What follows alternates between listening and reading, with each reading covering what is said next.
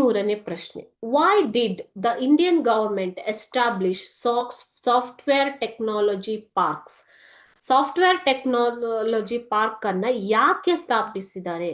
In order to encourage development of the software industry and its export. Software ಉದ್ದಿಮೆ ಅಭಿವೃದ್ಧಿ ಮತ್ತು ಅದನ್ನ ರಫ್ತು, ಅದನ್ನ ಎನ್ಕರೇಜ್ ಮಾಡೋದಿಕ್ಕೆ, ಉತ್ತೇಜನ ಮಾಡೋದಿಕ್ಕೆ the Indian government established software technology parks in 1991. 1991ರಲ್ಲಿ ಸಾಫ್ಟ್ವೇರ್ ಟೆಕ್ನಾಲಜಿ ಪಾರ್ಕ್ ಅನ್ನ ಭಾರತದ ಸಾಫ್ಟ್ವೇರ್ ತಂತ್ರಜ್ಞಾನವನ್ನ ಉತ್ತೇಜನ ಕೊಡುವ ಸಲುವಾಗಿ ಸ್ಥಾಪಿಸಲಾಯಿತು.